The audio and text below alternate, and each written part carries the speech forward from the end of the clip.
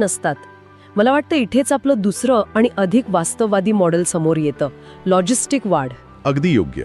Logistic वाढीमध्ये एक अत्यंत महत्त्वाची संकल्पना येते, ती म्हणजे कॅरिंग कॅपॅसिटी किंवा वहनक्षमता. आणि वैज्ञानिक भाषेत याला के या अक्षराने दाखवतात. बरोबर. सोप्या भाषेत सांगायचं तर एखादं पर्यावरण जास्तीत जास्त किती सजीवांना शाश्वतपणे जिवंत ठेवू शकतं याची ती एक मर्यादा किंवा लिमिट आहे. तिला भरपूर गवत असल्यामुळे हरणांची संख्या पहिल्या मॉडेलसारखीच वेगाने वाढेल. हो, पण जसजशी ही संख्या त्या केच्या म्हणजेच वहन क्षमतेच्या जवळ पोचते तसतसा पर्यावरणाचा प्रतिकार वाढतो. याला एन्व्हायरमेंटल रेझिस्टन्स म्हणतात.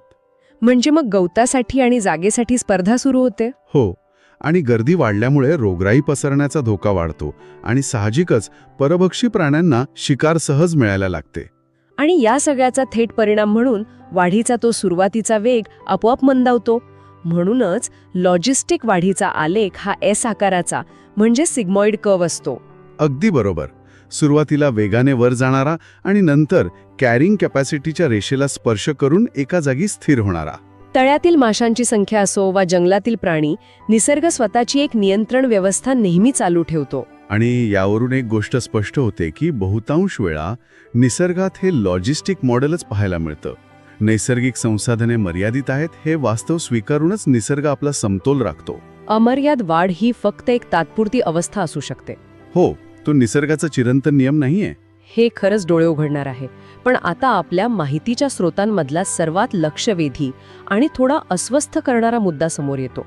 औद्योगिक क्रांतीच्या सुरुवातीच्या काळात मानवाची वाढ ही पहिल्या मॉडेलसारखी म्हणजेच एक्सपोनेन्शियल पद्धतीने झाली. हो, जणू काही पृथ्वीवरची संसाधने अमर्याद आहेत असंच मानून आपला विकास झाला. आणि तंत्रज्ञान, शेतीतील प्रगती आणि वैद्यकीय सुविधा यामुळे आपण आपला तो लॉग फेस खूप काळ टिकवून ठेवला आहे.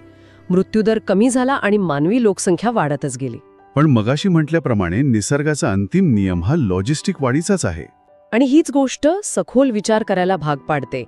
जर अमर्याद वाढ शक्य नसेल तर या पृथ्वीची मानवासाठीची अंतिम कॅरिंग कॅपॅसिटी किंवा वहन क्षमता नेमकी किती असेल? आपण त्या एस कर्वच्या वरच्या टोकाजवळ उचलो आहोत का? हा एक अतिशय गंभीर प्रश्न आहे. आणि ज्या दिवशी मानवाने ती पर्यावरणाची अंतिम मर्यादा ओलांडली त्या दिवशी काय होईल? तो एक पॉप्युलेशन क्रॅश असेल की आपण काही नवं संतुलन शोधू शकू? या एका मोठ्या आणि विचार करायला लावणाऱ्या प्रश्नासह आजची ही सखोल चर्चा आपण इथेच थांबूया.